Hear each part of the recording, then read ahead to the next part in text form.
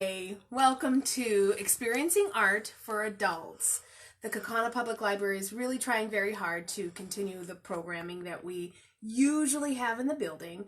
My name is Miss Jody, and I typically do Experiencing Art for Adult for beginners. And today I would like for you to join us in doing that with the materials that I know that most of us have at our home while we're quarantined, so you don't have to go out and buy whatever, watercolors or markers or anything like that.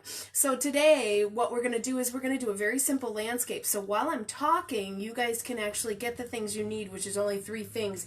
You're going to need a pen, and you're going to need a piece of paper, and maybe something round like a coffee cup or a disc that we're going to trace. So why don't you go get those things, a pen, a paper, and something round to trace, while I talk through what we're going to do today, and then you guys will be all set. So I'm glad that you're here with us. I do want you to make sure that you check out on our Facebook page all the other things that we're offering for our history program, some of our DIY crafts that we do for quarantine, and some of the other things that we have even for children. So we are trying very hard to keep connected with you guys, and we're glad that you're here with us tonight. So let's begin with the Experiencing Art for Beginners. So just so you know, it's for beginners. All right, so as we come here, well, we're going to try tonight to do a very simple landscape, even though you may think that this is not simple. I'm going to walk you through some things as you get your pen, your paper, and maybe something circled to trace. We're going to show you a little bit about the techniques we're going to use with our pen today. And some of the techniques we're going to use hatching, which these are just lines that we're going to use with our pens. And if you can see the value in the shading in the hashing, we have dark to medium to light in our hatching. So some of these techniques with pen, even pencil, to create dimension, depth, and shading, you're going to learn tonight. And yes, it is beginners, and you will do just fine. So this is hatching. This is just lines that go a little bit wider in width as you go to the value of light. Value of dark, then you are definitely going to fill those lines in very close together. We move on over to scaling, and scaling, as you can tell, looks like the scale of a fish. It's like a half C, that's all it is. It's like a half circle. When you do that, you're just going to cluster them when you want to go dark, and then you get a little bit farther spaced as you go medium, and then much farther spaced as you go light in that shade. All right, and so then we're going to go to cross-hatching. Cross-hatching is self-explanatory. You're going to go from dark to light by using the same techniques of hatching, which are lines that are close together for a dark shade, and then you're going to crisscross, right? So you're going to do the opposite direction diagonally. And again, when you're going towards the light, you're going to make those lines stay farther apart. And then the other technique is scribbling. We're going to use that tonight for sure.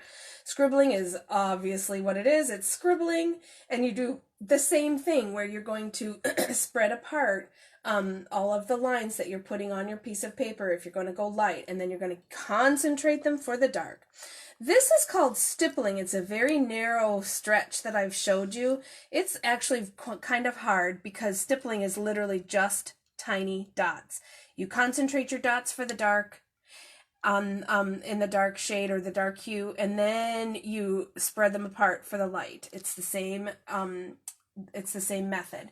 And then this is hashing. Hashing is very short marks. We're going to use those tonight too. And then when you get down to a darker area, you're going to concentrate those hash marks very close together. Okay, so today I'm going to show you, this is what I've done. If you want to go ahead and take whatever you have, that circle, and trace it, you can go ahead and do that now and trace it. But I'm going to show you what we're going to be working with today. Today we're going to be working with landscapes. Always use something called either 1 or 2 point perspective. We're going to use 1 point perspective, which means this is going to have a vanishing point. Our vanishing point is where the eye stops seeing something from the foreground to the middle ground, and then to the background, it will stop seeing something, because we all in nature, we have a horizon line, and past that horizon line is where things vanish. So this is a vanishing point. This is a vanishing point, sorry. This is our horizon line. And in our drawing tonight, we're going to learn how to create background, which is typically along the horizon line, middle ground, which is typically between the horizon line, and the foreground, which is typically something that would be central in our in what we're drawing. So I'm going to show you really quick just so you guys can see again. This would be the background, would be the mountains, the middle ground would be the boulders, and then the foreground is going to be a tree, if you so choose to put a tree in. So let's begin. If you have gone ahead and traced a circle, that's great. I'm going to do mine. I'm going to start from scratch. So here we go. I'm going to trace my circle. And then we're going to choose where we want our horizon line. So what I'm going to ask you to do is we're going to make a gap, because we'll do a little bit of a river scene, okay? So go from one side of your paper and stop, and then leave a small gap, and then continue to the other side of your paper. You do not have to be perfectly straight. So start from one side, leave a gap, and then continue the line to the other side. You have now created your horizon line. Your vanishing point is going to be the river. So let's go ahead and create a river. On one side, all you're going to do is wind your river however you'd like to wind it. Mine's going to look like that on this side. However, on the other side, we're going to start much narrower up here at our horizon line than what we're going to end with in our foreground. So we're going to start narrow, and then as we follow the exact curve that we had drawn on the left side, widen, widen, widen, all the way to the foreground. If you can see, that gives you the illusion that it's quite a distance that we're going to travel before we get to the drop-off or the vanishing point. All right, so if you've gotten that done, our horizon, our river, our vanishing point, here we go. We're going to move on to the mountains. All right, so hopefully the shading of my hand doesn't mess it up too much. So what we're going to do is we're going to do mountain, just a very simple mountains. We're going to go peak, peak, and then back down. If you have more room on yours, you can just do another peak. All right, and then we're going to do the same thing. I'm going to try my left hand. We're going to do peak, peak, and then half of a peak. I don't know. Whatever you can fit in is just fine. So we've got our established mountains, and they're literally just scribbles. They're just kind of, I don't know, just kind of a zigzag or just a very curvy line. You do not have to be precise on your mountains, okay? So now what we're going to do is we're going to lay down there's going to be a tree line in the background. So here's what we're going to do. For our tree line, we're going to use our hashing. And we're going to lay down thick hashing. And it does not have to be, precise. See how I'm kind of going over my line? That's okay, because this is going to be a line of trees. You stay right there. I'm going to turn the light on really quick.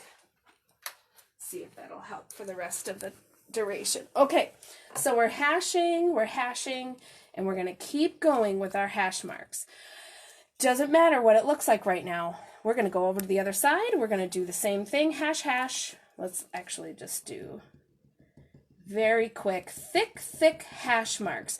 Obviously, this is going to be our tree line. This is going to be the illusion that there are many trunks of trees that are lining the base of the mountain. And again, if you wanted to see, this is what we're going for. So trust me, it'll work out. And as fast as you can lay those down, those tree stumps, because it truly is just like scribbling. Okay, now we're going to move on to what I talked about before. We're going to do scribbling, and we're going to do scribbling for the trees. So as we scribble for the trees, just think about the fact that all you're doing is scribbling. Oh, I don't know, if you like to do a figure 8 scribble, or I don't know, just a wiggly scribble, that will work. So we're literally going to scribble in. But here's the thing. You can go ahead and scribble all the way over all of those tree trunks that we just laid down. It's not going to matter. So if you can see, I've scribbled this side but not this side. So here's the part that's important. There are going to be trees that you have a little bit lighter touch that's going to go up past the other trees. Up past the other trees. Just scribble a little bit lighter, not very thick, and they're going to go up past the other trees. My scribbles got a little bit tighter when I went up. So just a little bit tighter. And now you can see I have peaks on this tree line, even though I've scribbled it in. So hopefully you can see that on the camera. So we're going to then go over to the next side, and we're all we're doing is scribbling all over the tree stumps that we laid down on the left side of our drawing. Okay? So hopefully you guys have caught up. I don't know if you guys were able to trace something circular. At any point, you guys can lag, because after we're done uploading this, you can always come back and do this at your own pace and pause. So if you really just want to watch me right now and listen to all that I'm saying, that's fine too. Okay, so now we've scribbled over this tree line, and we're going to take some up and we're going to peak them with lighter touch scribbles to make it look like there are tiny peaks of trees poking out of the tree line. And I'm just lightly doing this part. So I don't know if you can see, but there are now 2 sides of tree lines on our drawing. And if you would want, you can stipple in some dotting. Stippling, remember, is just the polka dots is really all it is. And you're going to do that because there's not really perfection in nature. So you are going to things kind of floating around. You just don't know where they came from. And that is now our tree line. Okay, so then the next thing we're going to do is we are going to create an illusion that our mountains have some depth in it. One of the best ways to do this when we're beginners is to just do it like there's almost like a waterfall kind of going down the side of a mountain. We're going to do it with hash marks, okay? So hash marks almost going into a downward fan motion. I don't know if you can see, but I'm leaving a white space at the top of the peak.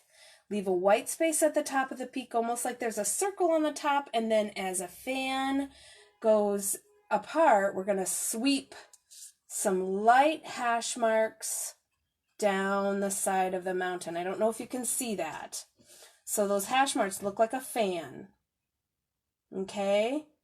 So hash marks down the side of the mountain. We're going to do the same thing on the other side. We're going to leave like a bald spot on top of this peak, and hash mark fan down the side of that mountain. And the same thing, leave a circle of white and a hash marks down like a fan.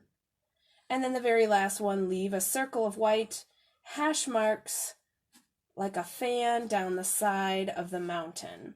All right, so that's the best way to start with this. And then we have these little valleys in here. So what we're going to do is we're going to use use cross-hatching. Cross-hatching, remember, is like an X motion.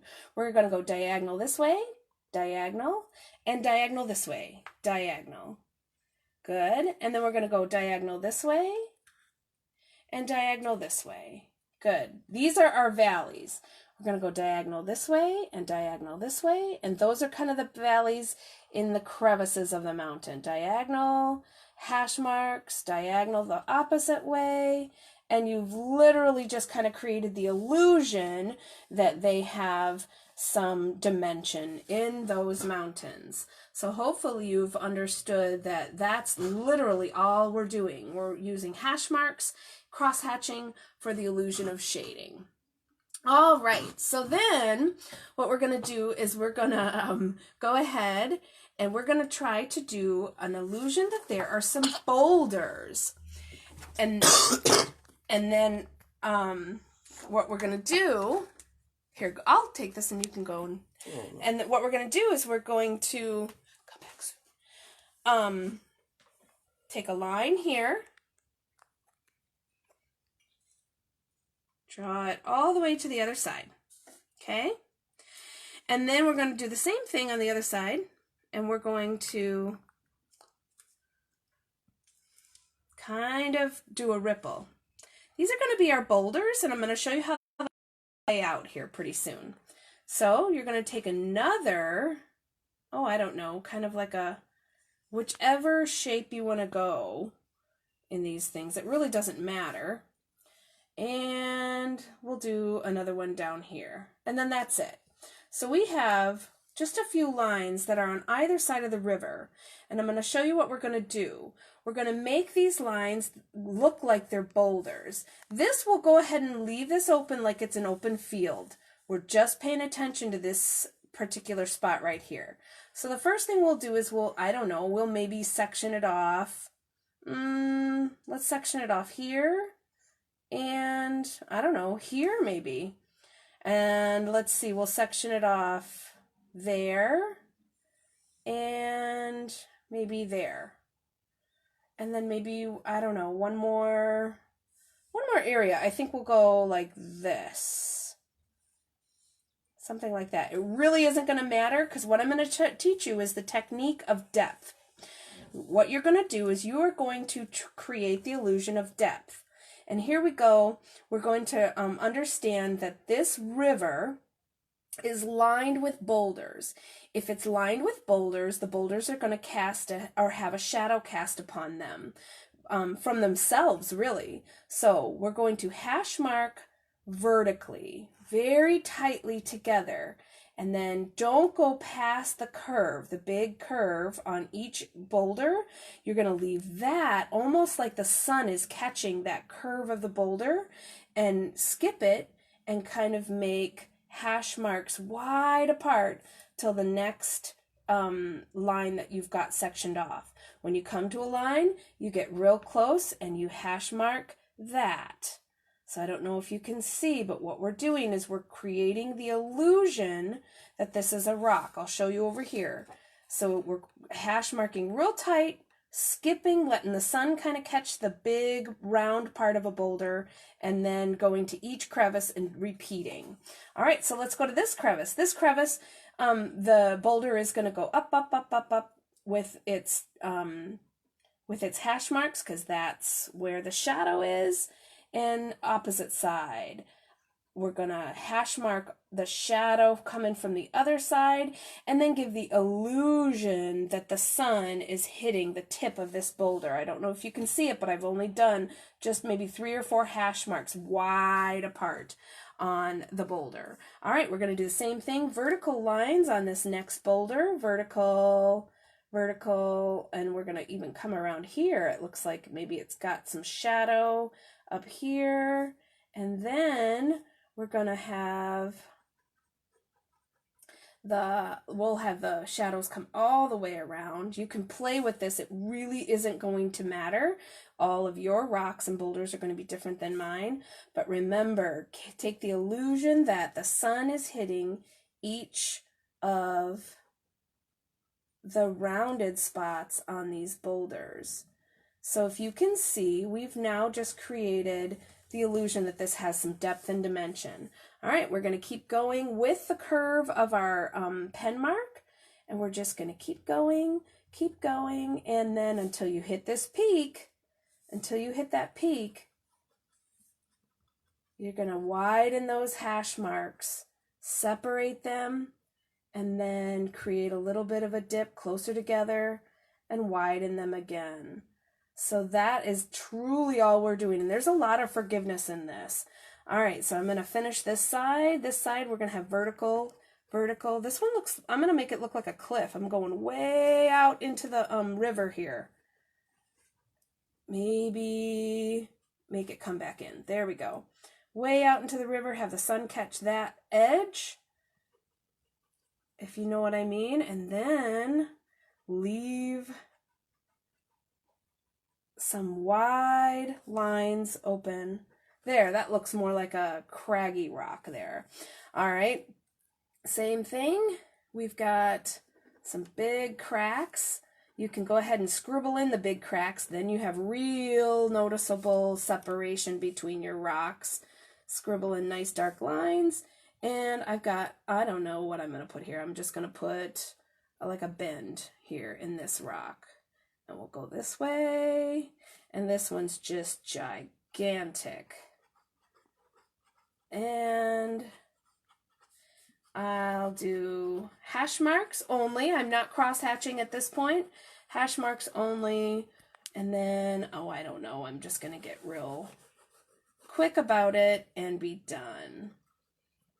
So if you're watching and you're going to do this later, the only important part is that you understand where the bulges are on the boulders so that you know when to widen those hash marks. We're going to create foreground subject, so really what we're doing in here won't matter in the very end. Okay, so let's move on to the other side. Let's get some of these boulders done. We're going to hash mark super close together on the other side of the river and create the illusion that there's a bump on the rock and widen those hash marks. That's all we're doing throughout this whole piece. Hash marks are very close together by the river, down by the river, and they widen up by the curve of each boulder. And then I'm going to create the illusion that it kind of goes down into, I don't know, craggy little area here. And widen those hash marks. There's that boulder. All right, one or two more significant boulders and then we'll be done. So we'll just hash mark, create the illusion that the sun is hitting the top of this boulder by widening those hashes, and then go ahead and finish up by hashing the rest of this rock. And again, it's so forgiving. You can put lines anywhere you want. So I literally now have my boulders. They're all done, except for, let's put this one. Let's do one more. And we'll put it like coming out. There we go. And again, the sun might be hitting that area. And one more, I think we're done with the boulders. Okay, so now that we're done with the boulders, I want you to go back up and I want you to look at the, I don't know, let's just call it a little bit of an open field before we get to the mountains, and just draw, I don't know, 4 to 5 long kind of wavy hashes to allude to the fact that there might be some uneven prairie ground. And then that's it. That's all we're doing for that. We're not going to do any more with that. This part is done. This is the middle ground. The middle ground is all done. We have some squiggly lines that gives the illusion of some uneven prairie ground. Now, what we're going to do is we are going to go ahead and we are going to put something in the foreground. Let's go ahead and put a tree in the foreground. A lot of times when something's in the foreground, it'll look like a silhouette.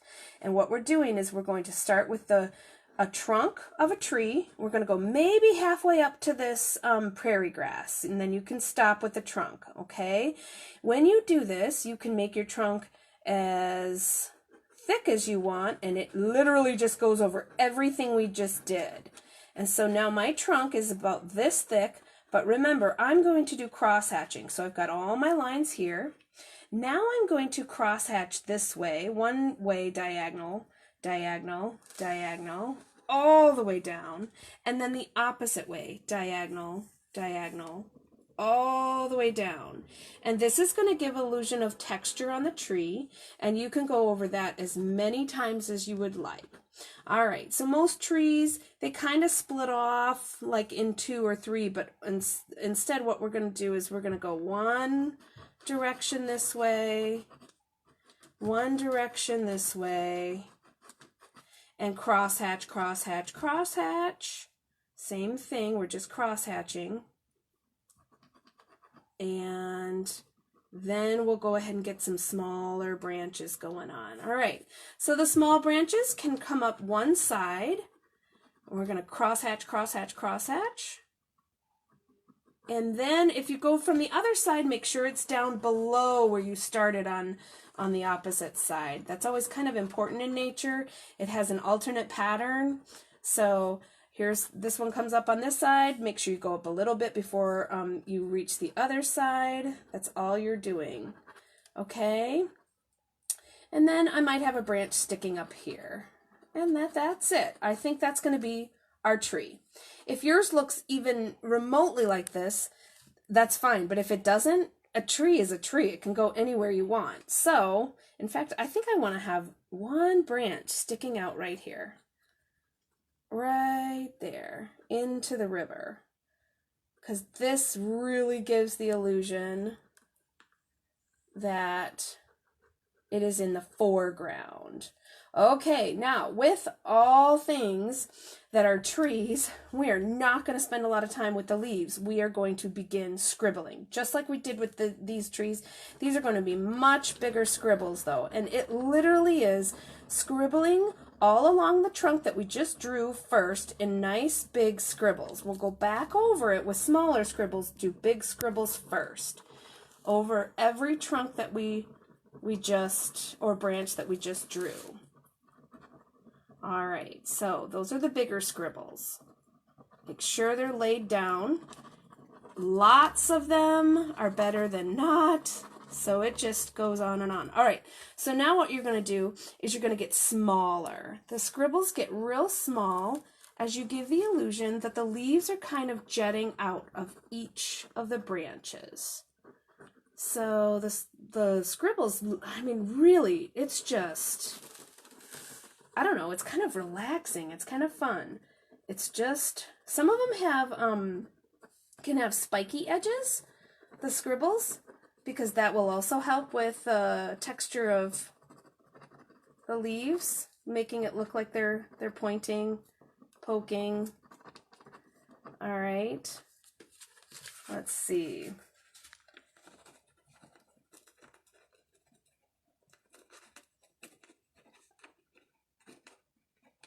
I tried to get regular paper because I know most people don't have cardstock. Typically, I would do pen and ink on a cardstock. That is what I have done in this picture, and the paper doesn't work. But since we're all in quarantine, I'm going to work with whatever we've got at our homes, and typically it's just typical paper. All right, so now the important thing is to just go ahead and try to fill in as much of the white space of that middle ground, which is the prairie. Just fill it in so it doesn't really look like it's peeking out there. All right, so if you can see, I've got my foreground tree completed. If you guys would like, you can go back to the mountains and you can kind of fill in lightly. Keep going in and shade in the fan that we did. I don't know if you can see the difference, but I've shaded in the fan that we did so that there's not a ton of white peeking out. So if you shade it in, it'll really look complete. And then I'm going to show you how to do clouds if you want clouds. All right, so the clouds are literally just kind of like a straight line with bumps, a little bit of a straight line and a little bump. And then the only thing left to do is to kind of create the illusion that there's water, and that's just horizontal, lightest strokes that you could possibly have that go horizontally across the river. And that is how it looks, and I'll just kind of get this one in front of you again. I ended up doing stippling on the sky, and I didn't like it at all. So I don't know if you guys would want. Oh, I put cattails in this one. That's right. Cattails, and yeah. So I hope that you guys enjoyed a really simple lesson on landscape. And again, if you need to come back to it, we will archive this and you can come back to it all week and relax and try to just unwind and learn how to do a simple landscape. Thank you guys, and I will see you next time and hopefully soon in person. All right, bye-bye.